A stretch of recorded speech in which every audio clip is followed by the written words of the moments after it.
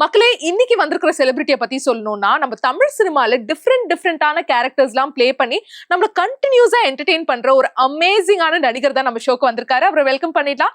Let's welcome the very talented actor Soundar Raja. வணக்கம் sir. வணக்கம். வணக்கம். எப்படி இருக்கீங்க? நல்லா இருக்கு. ஆஹா, நைஸ். சினிமாக்காரரா ஆரம்பிச்சீங்க, இப்ப அரசியல்வாதியா இருக்கீங்க. எப்படி இருக்கு இந்த ஜர்னி? ரொம்ப நல்லா இருக்கு. நான் நிறைய இன்டர்வியூல சொல்லியிருக்கேன், நிறைய பணம் காசு சம்பாதிச்சு வாழ்கிற வாழ்க்கையை விட நமக்கு பிடிச்ச வாழ்க்கையை பிடிச்ச இடத்துல வாழ்றது மிகப்பெரிய ஒரு சந்தோஷம், மனநிறைவு. ஓகே. அப்போ நான் பிடிச்ச இடத்துல இருக்கேன். இப்போ நான் வந்து உங்களுக்கு ஒரு டஃப்பான கேள்வி கேட்குறேன். சினிமா அரசியல் ஏதாச்சும் ஒன்று தான் சூஸ் பண்ணணும்னா என்ன சூஸ் பண்ணுவீங்க? அரசியல். அரசியல் தானா? பட் நீங்க சினிமாக்காக தானே வந்தீங்க, ஏன்னா இன்ஜினியரிங் படிச்சீங்க. கேட்ட கேள்வி அப்படின்னால அரசியல் தான் முதல். ஏன்னா எனக்கு அரசியல் வந்து ஒரு மிகப்பெரிய லட்சியம். எனக்கு ஒரு மிகப்பெரிய லட்சியம் இருக்கு. சினிமா வந்து எனக்கு பிடிக்கும், தொழில். ஓகே. லட்சியம்னு சொன்னீங்களா, என்ன லட்சியம்னு சொல்றீங்களா? ஆமா, இந்த பூமியோட பஞ்சபூதங்களை வந்து நம்ம வந்து சமநிலையில வைக்க வேண்டியது நம்மளுடைய கடமை.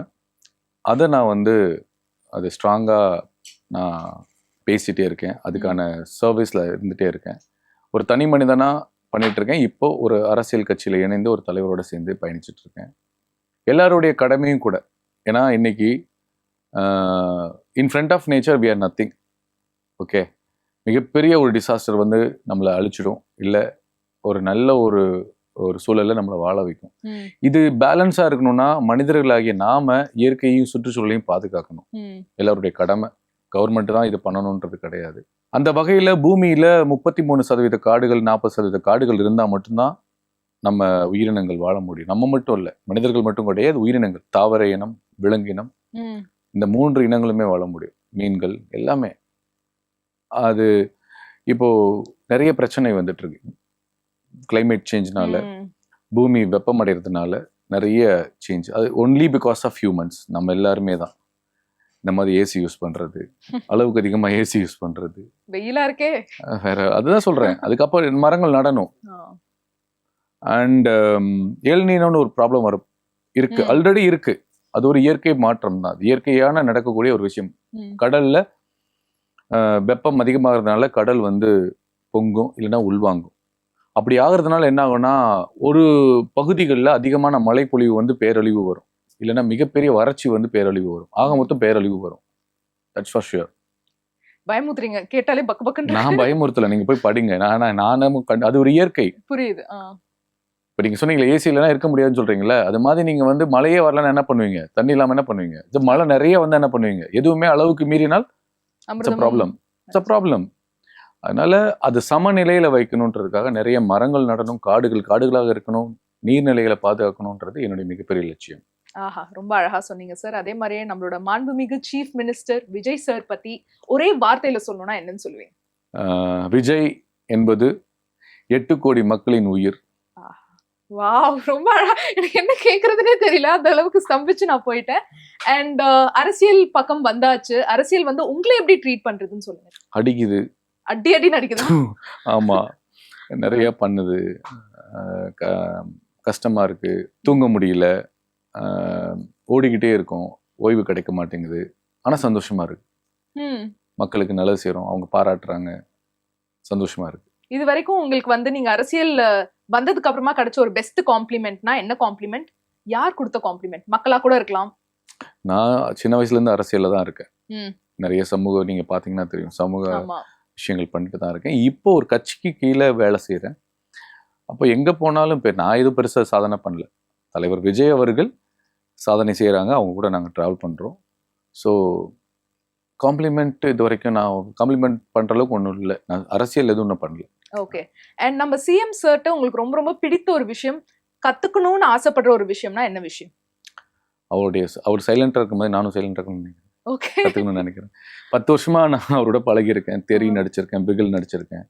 நான் பேசிட்டே இருப்பேன், அவர் பேசவே மாட்டாரு, அமைதியா கவனிப்பாரு. எவ்வளவு நேரம் நான் பேசினாலும் கவனிப்பாரு, சும்மாலாம் உட்கார கவனிப்பாரு. யார் பேசினாலும் கவனிப்பாரு. பிடிச்சிருந்தா அவரு பேசுவாரு, நல்லா பேசுவாரு, ஜாலியா பேசுவாரு. நாங்க பேசியிருக்கோம், நிறைய பேசியிருக்கோம். பட் நிறைய அமைதியா இருப்பாரு, அடுத்தவங்களை அப்சர்வ் பண்ணுவாரு. அந்த அமைதி வந்து ஒருத்தர், அது கஷ்டம், அது எப்படி இருக்க முடியாது. உங்களால அமைதியா இருக்க முடியுமா ஒரு 10 பேருக்கு இடத்துல? கண்டிப்பா முடியாது சார், பைத்தியம் பிடிச்சிடும் எனக்கு. அரசியல் அது வந்து ரொம்ப ஒரு டர்ட்டியான ஒரு விஷயம். அதுக்குள்ள போனாலே வந்து நம்ம நீட்டா இருந்தாலுமே நம்மள டர்ட்டி ஆக்கிடும் அப்படிங்கிற மாதிரி எல்லாம் வந்து சொல்லுவாங்கல்ல. சோ உங்களுக்கு அரசியல்ல வந்ததுக்கு அப்புறமா பாசிட்டிவ் ஃபீட்பேக் கிடைக்கிற அளவுக்கு நெகட்டிவாவும் நிறைய விஷயங்கள் விமர்சனங்கள் பண்ணுவாங்கல்ல. அதுல ஒரு விமர்சனம் எனக்கு கொஞ்சம் பாதிச்சுச்சுன்னா என்ன விமர்சனம் சொல்லுங்க? நிறைய இருக்கு, பழகிடுச்சு. கெட்ட கெட்ட வார்த்தையில நேத்து கூட ஒரு வீடியோ இன்டர்வியூ பார்த்து ஒருத்தர் ரொம்ப கேவலமா திட்டினாங்க. தூக்கமே வரல. ரொம்ப நாளுக்கு அப்புறம் அந்த அந்த அந்த கமெண்ட் வந்து என்னை பயங்கரமா பாதிச்சது. அசிங்கமான வார்த்தை, கேட்க முடியாத வார்த்தை, கடந்து போயிட வேண்டியதான். அப்பலாம் உங்களுக்கு தோணுமா நான் ரிப்ளை பண்றேன், என்னோட சைடு நான் வந்து ப்ரூவ் பண்றேன் இது தப்பு அப்படின்னு? அப்படிலாம் இல்ல. நீங்க எல்லாருக்கும் ப்ரூவ் பண்ண வேண்டிய அவசியமே கிடையாது. இங்க எல்லாருக்கும் நீங்க நல்லவனா இருக்கவும் முடியாது. அது ரொம்ப கஷ்டம். ஓகே. நீங்க ஒரு 10 பேருக்கு உங்களை பிடிக்கும்னா 10 பேருக்கு பிடிக்காம தான் இருக்கும். ஆனா நம்ம செய்வது அந்த மக்களுக்கு, இந்த மண்ணுக்கு நேர்மையான விஷயத்த செய்யும்போது இயற்கைக்கு தெரியும், நம்ம மனசாட்சிக்கு தெரியும் நம்ம நேர்மையா இருக்கும்னு. அவன் திட்டுறான்றதுக்காக நம்ம அதை பதில் சொல்றதுன்றது அவசியம் இல்லைன்றத நான் நினைக்கிறேன். முன்னாடி அவசியம் நான் பதில் சொல்லிட்டு இருந்தேன். நான் அப்படி இல்லை, ஏன் அப்படி பேசுறீங்க, நாகரிகமா பேசுங்கலாம் சொல்லுவேன் கமெண்ட்ல. அது ஒரு பிரச்சனை வரும், அது அப்படியே இழுத்துட்டே போகும். ஆமா, அது தேவையில்லாத இன்னும் பிரஷர். சூப்பர் சார், அருமையா சொன்னீங்க. இன்னும் நிறைய விஷயங்கள் கேட்டு தெரிஞ்சுக்க போறோம். பட் அதுக்கு முன்னாடி நம்மளோட டீ பார்ட்டி வந்து ஆவலா காத்துட்டு இருக்கு. உங்களுக்காக 1 இல்ல 2 இல்ல 4 டீ வந்து நாங்க சூப்பரா ரெடி பண்ணி வச்சிருக்கோம். சோ ஒரு டீயா நீங்க டேஸ்ட் பண்ணி எப்படி இருக்குன்னு சொல்லுங்க. ஓகேவா?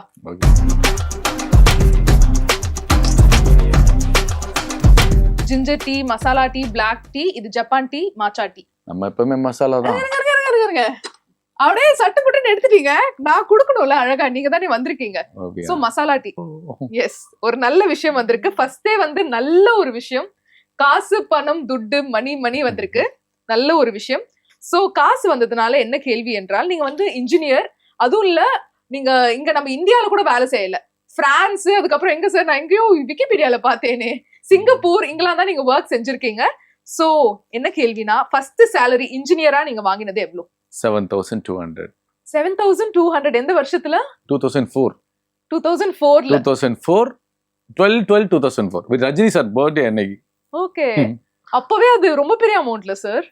இல்ல கம்மி தான். ரீசன் தானா? கம்மி ரீசன். ஆமா, ஒரு 15,000 வாங்க வேண்டிய அந்த எவ்வளவு தான் கொடுத்தாங்க. ஏன்னா டெம்பரரியா கான்ட்ராக்ட்ல எடுத்தாங்க. ஓகே. 7,200. 7,200 ஃபர்ஸ்ட் salary 2004ல. சூப்பர். அண்ட் அப்படியே சினிமாக்கு வந்தோனே வாங்கின ஃபர்ஸ்ட் salary 500. 500. ஓகே. எந்த வருஷம் இது? வேட்டை. ஐ திங்க் 2010 நினைக்கிறேன். I'm not sure. Yeah. But எப்படி இருந்துச்சு அந்த 7,200ல இருந்து அப்படியே 500 பாக்கும்போது? அதுக்கு முன்னாடி 2 லட்சம் per month வாங்கியிருந்தேன். ஓகே. 2008ல. அப்பயும் நீங்க அந்த கார்ப்பரேட்ல வர்க் பண்ணிருந்தபோது அந்த டிரான்சிஷன் பாக்கும்போது ஐயோ என்னடா இது, சினிமானா நம்ம கோடி கோடியா சம்பாதிக்கலாம்னு வந்தோமே, இது என்னடா இப்படி இருக்குன்னு யோசிச்சீங்க? So again I'm telling you, money is a paper, that's all. அதான் என்ன பொறுத்தளவுல என் கூட பழகுனவங்களுக்கு தெரியும். நான் மணிக்கு ரொம்ப பெரிய இம்பார்ட்டன்ட் கொடுக்க மாட்டேன். வாழ்க்கைக்கு தான் இம்பார்ட்டன்ட் கொடுப்பேன். வாழணும், நமக்கு பிடிச்ச வாழ்க்கையை வாழணும். நம்ம வாழ்ந்து நம்ம பக்கத்துல இருக்கவங்களுக்கு ஏதாவது வாழ்க்கை நம்ம வந்து ஷேர் பண்ணிக்கணும் அப்படின்றது தான் என்னோட இது. ஸோ அது ஒரு நம்பர் தானே. நீ இன்னைக்கு நிம்மதியா இருக்கியா என்ன கேட்டீங்கன்னா, நான் நிம்மதியா இருக்கேன். இன்னைக்கு நாளைக்கு செத்தா கூட நான் பெருசா கவலைப்பட மாட்டேன். பட் இப்போ கமிட்மெண்ட் இருக்கு, என் குழந்தைய வளர்க்கணும், எனக்கு ஒரு லட்சியம் இருக்கு, அதை அடையணும். மற்றபடி பணம் அது இல்ல வாழ்க்கை என்பதை நான் முழுசா நம்புவேன். அடுத்த tea black tea, matcha tea, ginger tea. இதெல்லாம் தெரிஞ்சு போச்சு அப்ப. ஆமா, இல்ல நீங்க தான் பணம் எடுத்தீங்களா, குடிக்கிற டீ இல்ல, பயப்படாம கொடுத்துக்கலாம். ஜிஞ்சர் டீ உள்ளே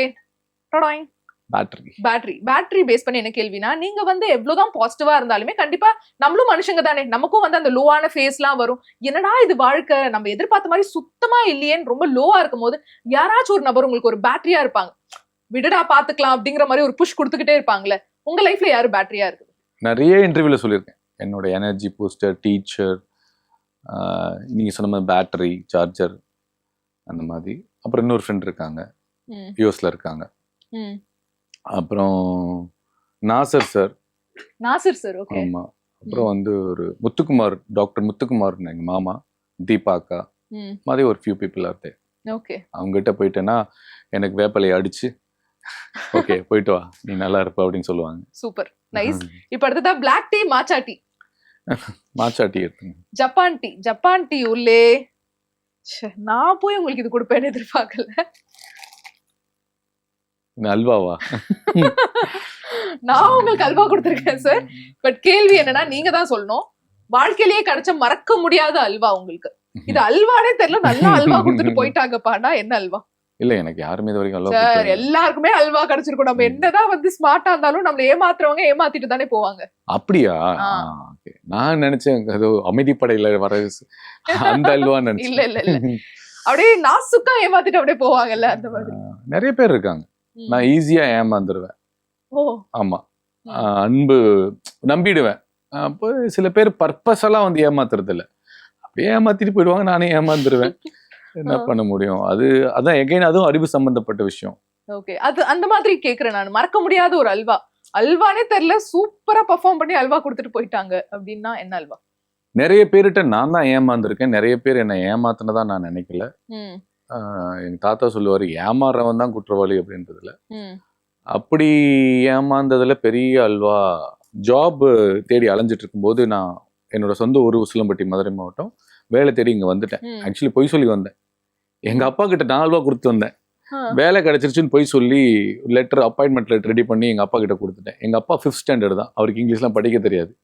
நானே எழுதி கொடுத்துட்டேன். அப்படி பார்த்துட்டு கொண்டு போய் படிச்சு விட்ட ஒரு ஹெட் மாஸ்டர் கொடுத்துட்டாரு. எப்பா இவன் என்னமோ வேலை கிடைச்சிருக்கு சொல்லிருக்கான்ப்பா, சென்னைக்கு போகணுமா, நாளைக்கு போகணும்ன்றான், பேசாம இங்கேயே இருக்கட்டும் அப்படி இப்படின்னு சொல்லி அவரு பயப்படுறாரு அனுப்புறதுக்கு, தனியாக அனுப்புறதுக்கு. அப்புறம் அவரு பார்த்து படிச்சுட்டு, ஏய் இன்ஃபோசிஸ் பெரிய கம்பெனிடா, யாருக்கு வேலை கிடைக்கும் அனுப்புறா அப்படின்னு ஜாலியா வந்துட்டேன். வந்துட்டு இங்க சினிமா வாய்ப்பு தேடி அலையிறேன். ஓ, இன்ஜினியரிங் முடிச்ச உடனே தேட ஆரம்பிச்சிட்டீங்க? ஆமா, அதுக்கு முன்னாடியே தேடிட்டு இருந்தேன்.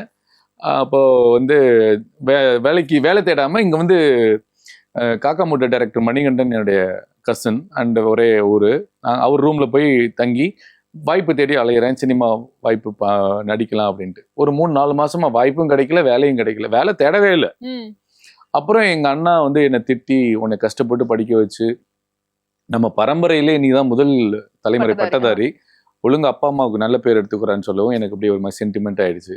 ஓ அளவுச்சிட்டாங்களடா அப்படின்ட்டு வேலை தேட ஆரம்பிச்சேன். மறுபடியும் 3 மாசம் வேலை கிடைக்கல. அப்புறம் ஒருத்தன் வந்து இந்த கிளாஸ்மேட்ஸ்ல இந்த மாதிரி வேலை கிடைக்குது உடனே வாங்கன்னா, நானும் உடனே போனேன்.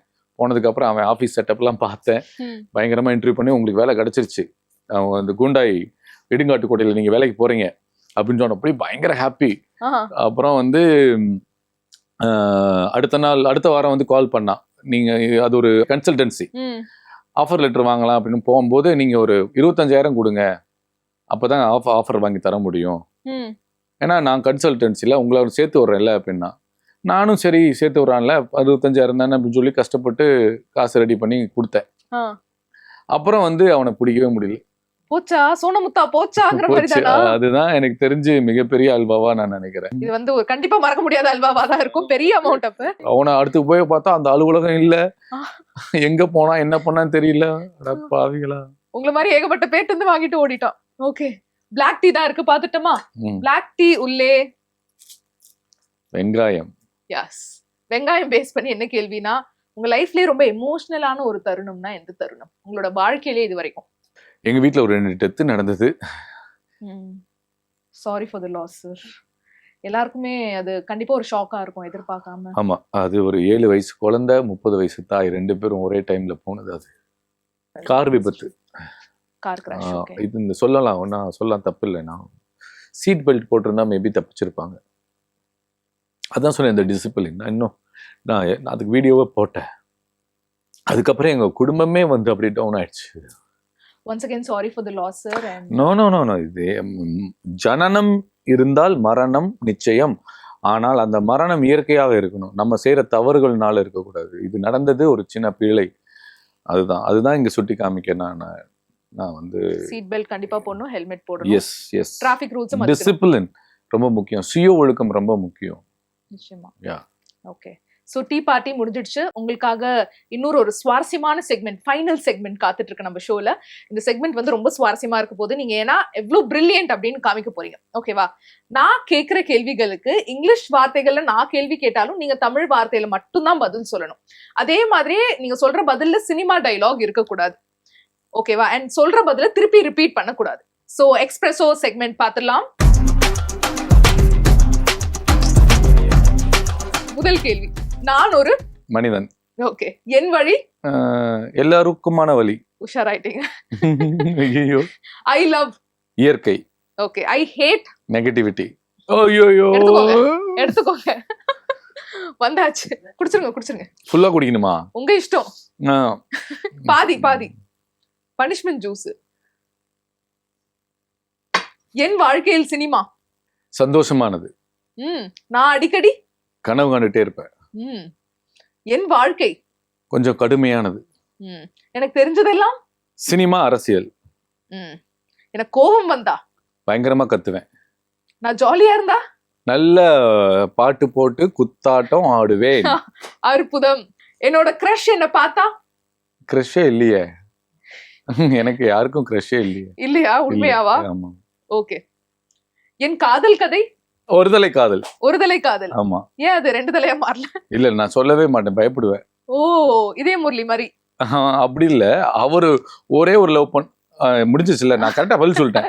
அவர் ஒரு லவ் பண்ணாரு, நான் 4 லவ் பண்ணேன். 4 லவ்மே சொல்ல. 4மே சொல்ல. என் மனைவி கிட்ட மட்டும் சொல்லிட்டு கல்யாணம் பண்ணிக்கிட்டேன். ஓ, பரவாயில்ல, ஒருத்தவங்கள்ட்ட சொல்லிட்டீங்க. ஓகே. கேமரா முன்னாடி நான் நடிகன், கேமரா பின்னாடி நான் மனிதன். திருப்பி சொல்லக்கூடாதுன்னு நல்ல ஒரே பதில. நான் ஒரு மனிதன் ஃபர்ஸ்டே சொல்லியாச்சு, எடுத்துக்கோங்க. இந்த ஜூஸுக்காகவே நீங்க தப்பா சொல்ற மாதிரி இருக்கு. கசக்குது, உண்மையிலே கசக்குது. ஓகே, அடுத்த கேள்வி. சண்டேனா நல்ல எண்ணெய் தேய்ச்சி குளிச்சுட்டு ஒரு பிரியாணி ஆர்டர் பண்ணி சாப்பிட்டுட்டு தூங்குறது. ஓகே. ஆனா இப்ப எல்லாம் இல்ல, டைம் இல்ல. இப்ப டைம் இல்ல, ஆமா, நேரம் இல்ல. பொதுக்கூட்டம் அதெல்லாம் போயிட்டு இருக்கு. ஓகே. வெகேஷன்னா அப்படி எதுவும் இல்லை. வெகேஷனே இல்ல. ஓகே. என் போன்ல அதிகமா இருக்கிறது போட்டோ.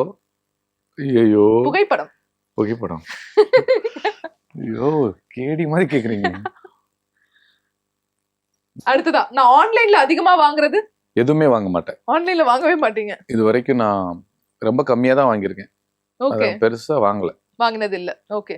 நான் கேட்டது, சீக்கிரம் சொல்லணும் பதில். நான் கேட்டது நிம்மதி. எனக்கு கிடைத்தது ஐயோ, தொடர்ந்து கஷ்டம். ஓகே. அடிக்கடி சொல்ற போய். சின்ன போய். என்ன போய்னா, இந்த மாதிரி யாராவது போன் பண்ணி எடுக்கலன்னா அதுதான். அது ஒரு வழிதான் சொல்லியாச்சுல.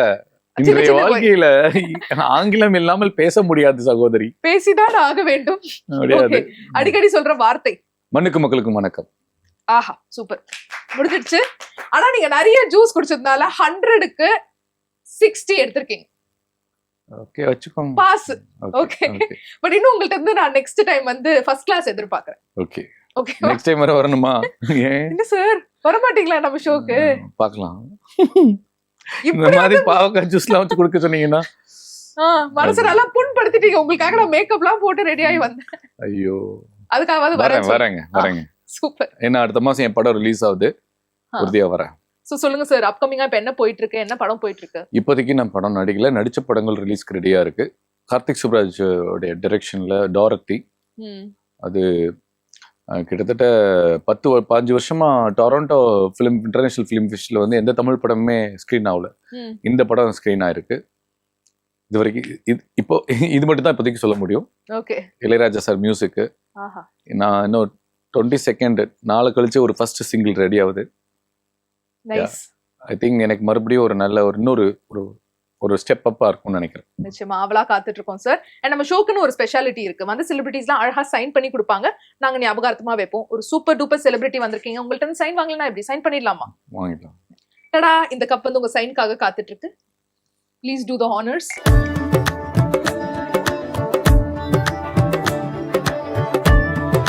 Thank you so much sir. இவ்வளோ நேரம் வந்து ரொம்ப அழகா, ரொம்ப யதார்த்தமா நிறைய விஷயங்கள் உங்களோட ஜேர்னி பத்தி ஷேர் பண்ணீங்க. அண்ட் நீங்க பண்ண போற எல்லா விஷயங்களும் வந்து சூப்பர் சக்சஸ்ஃபுல்லா மாறணும். ஜெயா டிவி சார்பா பெரிய பெரிய வாழ்த்துக்கள். நிகழ்ச்சிக்கு வந்ததுக்கு ரொம்ப நன்றி. தேங்க்யூ.